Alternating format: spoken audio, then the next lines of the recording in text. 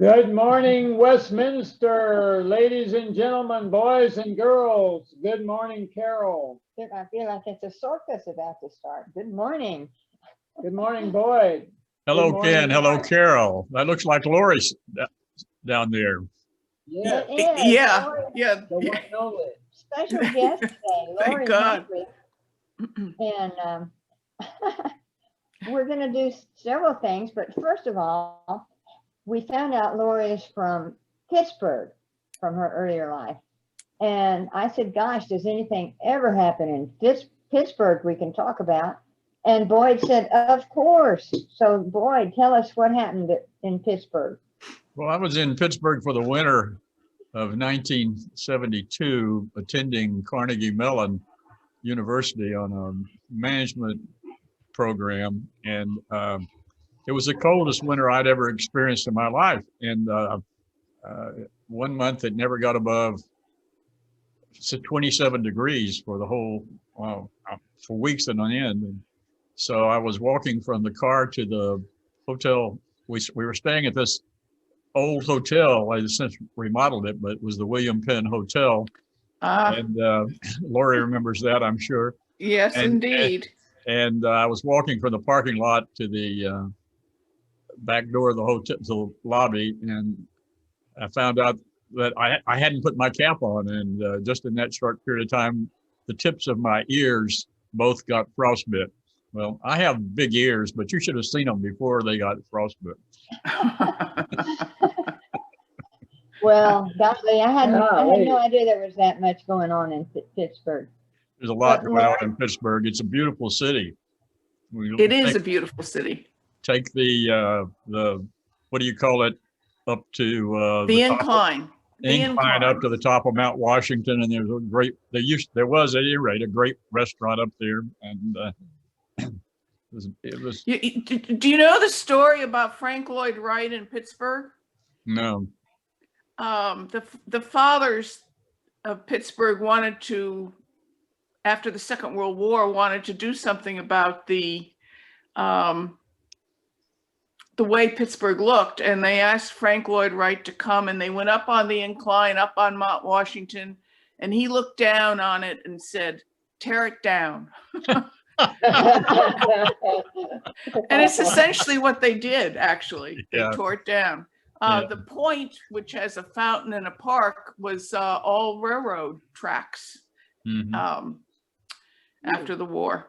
But it's a fabulous city. It's a wonderful city to raise a family. They have everything there. The arts are particularly fine, I think. Yeah, wonderful symphony, ballet, theater. Wonderful museums. Yes, yes, yes. And, but if it was all that good, how did you end up in Austin instead of staying in Pittsburgh? How did I end up in Austin? That's probably a longer story than we want to tell now. Essentially, when my husband died unexpectedly in June of 2019, I decided to come, and because my daughter Stephanie lives just a couple blocks away from here. Wow. That's a she can walk over and visit and bring me food. At least that used to be the case, right? Yeah, that used to be the case, exactly. So do you have other children? I do. I have, my husband and I had 5 children. Our oldest daughter died of metastatic breast disease in 2008. So we have 4 children, and they're all over in the 4 corners of the United States: Richmond, Virginia, St. Paul, Minnesota, Los Angeles, and Austin. Wow. Yeah, it's kind of nice. Everyone says, "Oh, we'll have lots of places to visit." Yeah. It will be. Yeah. So how'd you get? You weren't here very long before you really got involved in some things around here, isn't that right? Yeah, it's my friend and neighbor Anita Fisher says to me, "Lori, you just got involved too fast." And I said to her, I said, "Well, I don't know about the 2, but it was fast." But I was lucky, frankly.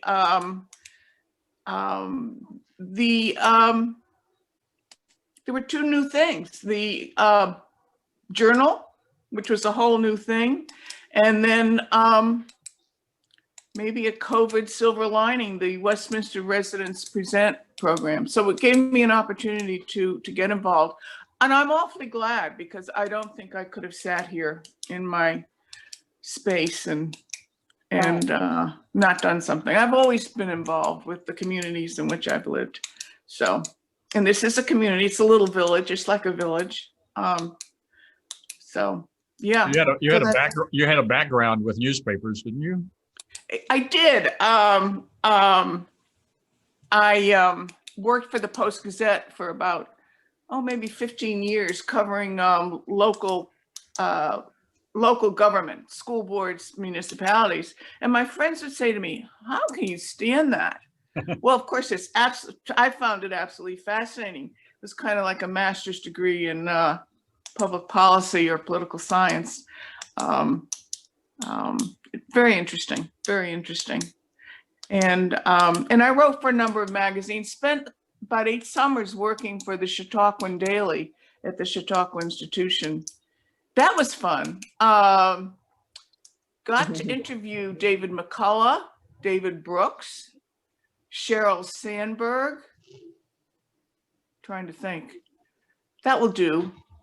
Jim Lair came into the newsroom and we sat and talked. So it was a wonderful experience. I loved that. Did you say Chautauqua? Chautauqua, yeah. Oh, wow. It's up in Western New York. You know, there's a lot of Austin people who go there, as a matter of fact. Oh, yeah. Yeah, quite a few. I just had it in my mind somewhere before I met you that Chautauqua was a thing of the past. That it had had its day back in the 20s or 30s or something. I didn't realize how active it still was. Yeah. Organization. Yeah.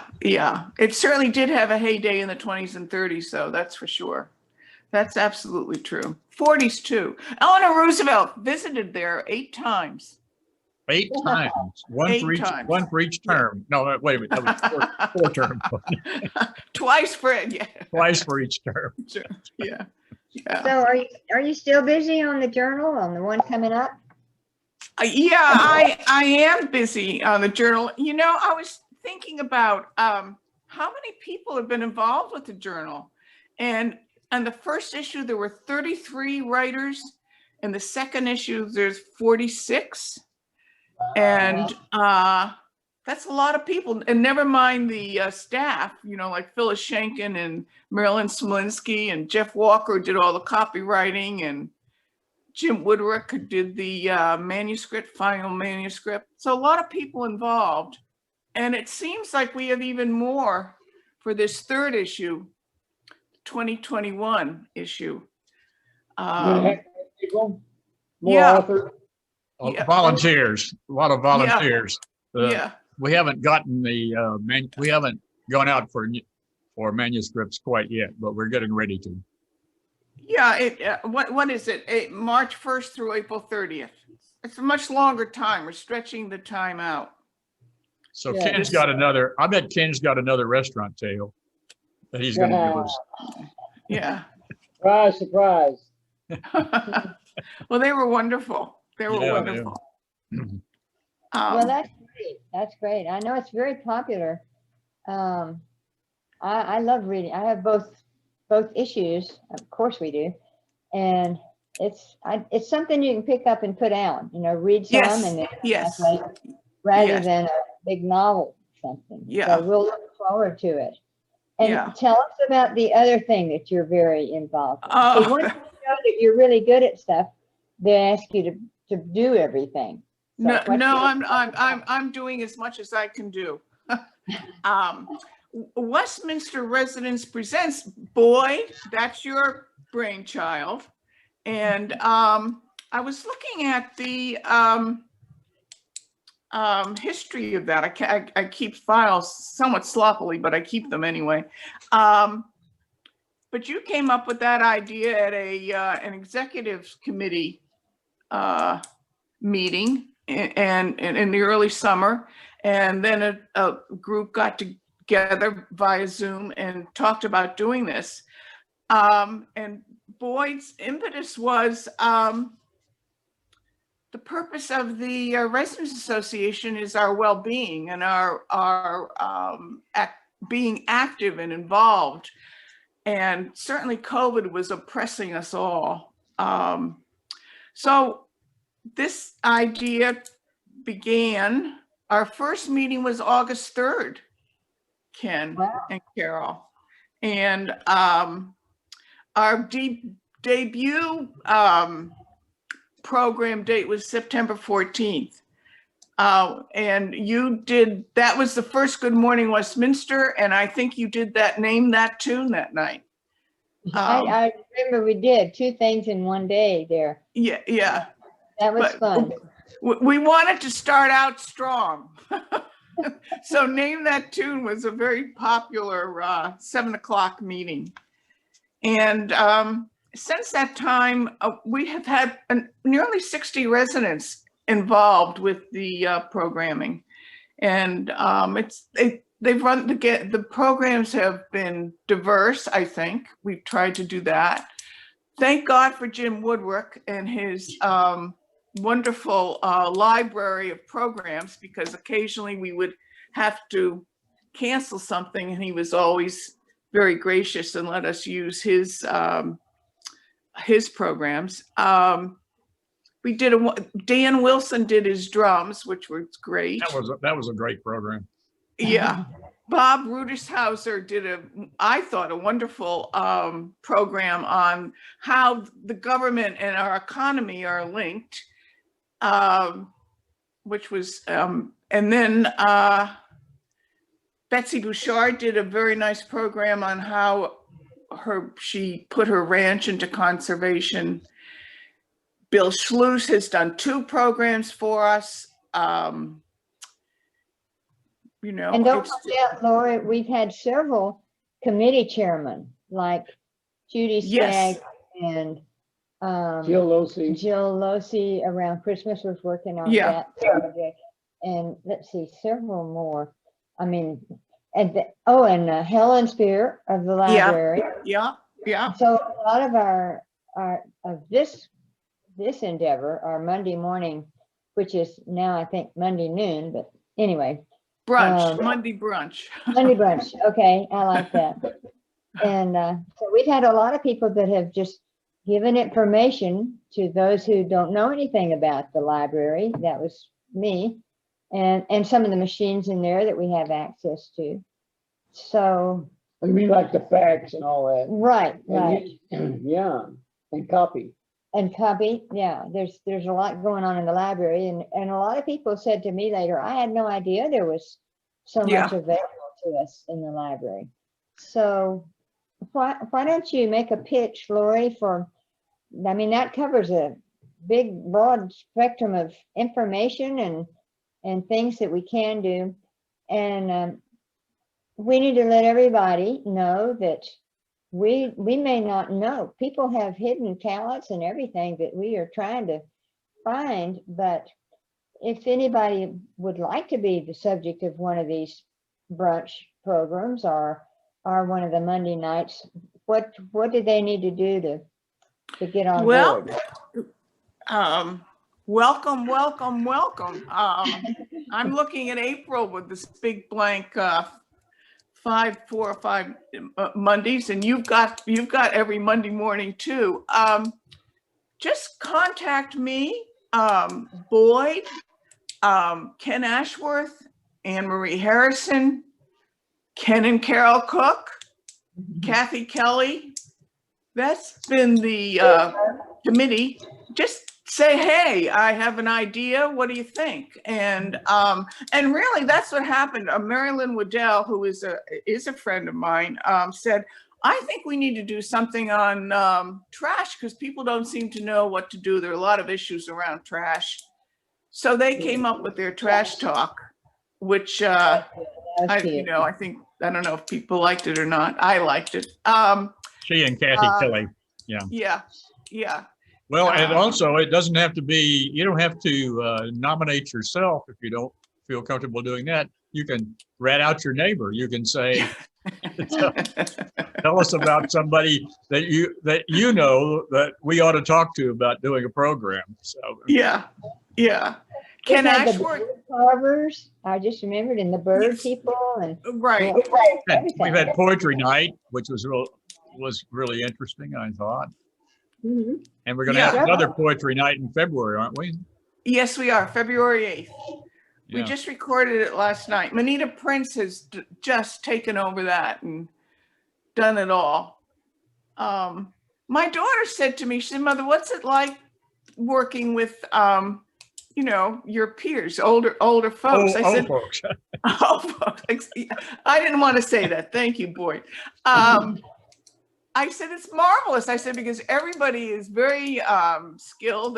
They all know a lot about a lot of things, and they just do their job. And everyone has such high standards. We really are trying to do the very best we can. We do run into some difficulties technically. And we've all learned about the camera. The Learned about camera what? changes everything. So the motto for the committee is living and learning, and isn't that a joy? Yeah. So, Well, I think So- on the Never want to journal, stop living and learning. yeah. I think the journal exemplifies what you're talking about trying to do the best we can, because I think, Lori, you'll agree that it's a first-rate job. We've got people working on it that really care what it looks like. And I remember the first meeting we had. I don't know if you were there or it was the second one, Lori. We were in the private dining room, and somebody said, Yeah. well, if it's going to cost a lot of money, why don't we just do it on a mimeograph machine like we did in high school or something like that? We don't want to do that. We wanted to be something that people will be happy and proud to see their work in, and happy to send to their kids and family. And I think that the first two editions, thanks to Lori and all the people that work so hard on it, it meets that criteria. It meets a very high standard of quality. I agree. And while we're talking about the journal, give praise to Nancy Simons, who took the photographs, and also we've been able to use her graphic skills to get that cover going. I remember the meeting we had up in the solarium, and it was designed as a question and answer. And I don't know I guess there were about 30 people there. And Mike showed them a picture of the cover. And I think people went, ooh, you know, I think they were pleased. So I think out of that 30 people, we got 10 or maybe 15 or 20 manuscripts, I believe. Those people. I know that Ken Cook was there. Yeah. He was there. And we had questions, and I think how you're going to pay for this thing, and that worked out really well. Yeah. It pays for itself, basically. Yes, basically. Yeah. I think you're going to have a lot more this next time. People get more brave once they see, well, gosh, my neighbor put something in there. I can do that. Yeah. If he can write, why can't I write? That's right. Yeah. I've been reading Bud Schrake's novel that was published after his death, and it talked about how he wrote his first screenplay. He was a novelist and wrote for Sports Illustrated, but he went to see Butch Cassidy and the Sundance Kid, and he came out. He said, "I can do better than that." And so he got the script for that and wrote a Western and screenplay and sold it in 2 weeks. That's right. That's a true story. Yeah, true story. So all his residents can look at the journal and say, "Well, I can do that good. Come on, give me a break. Put your stories in. We need them." Yeah. We'll be putting the submission guidelines in the cubbies probably the middle of February. And we have a wonderful set of flyers going up every 2 weeks to remind people that it's coming. So it's not too early to be getting your story out of the desk drawer or wherever you keep it, and start brushing it up. Yeah. Or to begin writing a new one, a fresh Well, that's one. true. Yeah, we'd take those too. Yeah. We need more. We need fiction also. Yes. Yeah. What- But Maybe with this, the lifeblood, I think of it though, is short fiction, is memoirs and and articles about people's experiences. I yeah, think that's really the lifeblood of the journal. yeah, yeah. Well, the poems are very important too. They are, yes. Um, as- Poem. We have a poetry editor this time. So. yes, we do. Betsy Bouchard's going to do that. She'll be good. So what do you do in your spare time, Lori? In my spare time, Yeah. I You do a lot of, you go to exercise classes? no, I exercising. I've never been much. My husband was a marathoner and Really? exerciser, and good heavens. Yeah. I love to walk, except my knee's lousy, so that's getting in the way of that. What do? I read. I do a lot of reading. What are you reading right now? I'm reading Anthony Trollope's Can You Forgive Her? Oh yeah, that's great. Yeah, yeah. I love him. He's the most marvelous characters. Very honest about things, I have to say. At some point, somebody gave me, or I got from the Book of the Month Club or something, a complete set of Anthony Trollope's novels. Really? You That's seen a that? big set. Which ones? The Pallisers or all of them? All of them. Wow. I filled a bookshelf. Yes, And indeed it And would. so one year I just read them all. And, Really? yeah, I don't have the books anymore, but when we moved here, I gave away books, but it was a nice set. And I just started at the first and read all of them. So Yeah, he's wonderful. I enjoy him. And then I've been reading Ken Ashworth's book between about politics. public service. Yeah, about Caught between a wall and a fire plug or something like that. I haven't a read good that, one. but I get really good reports about it. It's very readable and it's very useful. Very useful. What's it useful for? For dealing with people in organizations. So it's not just useful if you want to be a public servant. It's useful in private relationships with. No. I organizations? think it's very useful if you want to be in public service, but it transcends public service. I think it helps. It's interesting in any organization. Yeah. Because the same dynamics tend to appear, I think. I'm looking forward Who's to in charge? How do you get your ideas across? Yeah. Yeah. So has those kinds anybody of read a things. book called Semicolon? No. Phyllis Schinken is reading it. She said it's. Ah. She said Bill Schluss told her that he was going to read it as soon as he finished the Chicago Book of Style. Going to read Semicolon. It's wonderful that Bill is going to be in charge of the copy editing. That's super. There won't be a misspelled word in that book, I guarantee you. No, I think not. I think not. So anyway, I also play canasta. I got introduced to canasta here, and I really love it. Yeah, I've gotten to be a little cutthroat about it. So remind If me, you can believe it. I haven't played canasta since 1953. How many decks of cards do you have to have?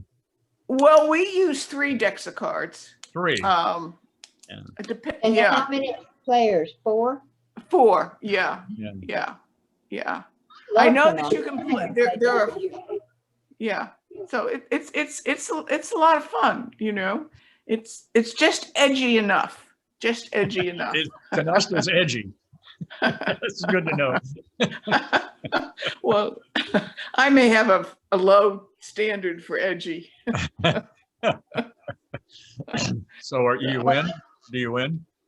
I win sometimes. Yeah. Yeah. Sometimes it's good. Do you play I think we do- need to be wrapping up here. Are we getting to the end? Oh my We're goodness, getting this to has the been end. fun. Yeah, just as we're learning about Canasta. Yeah. I love that. I might talk to you about that, Lori. Okay. Yeah. I haven't heard Yeah. it in ages, but I really do used to like it. Yeah. Yeah. Thank you You'd so enjoy it. much.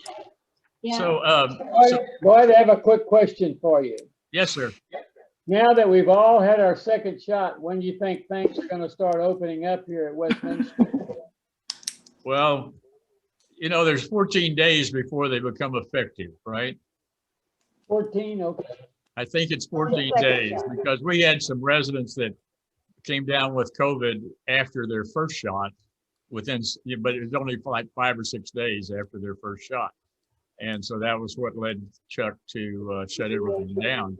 And so I think he's going to be very careful and be sure that that the time has passed so that we have all the protection that we can have. And then I think he'll do a measured opening up again. But the middle of February, I'd hope. I don't know. It's, you know, it depends on what happens during that 2 weeks. And also a lot of it depends on what's going on in the community, because you got to remember that all our staff come from outside. So, you know, and Have not they all all, of have them the have been vaccinated. staff been inoculated yet? I think the last I heard it was about 60%, but I'm not sure of the staff.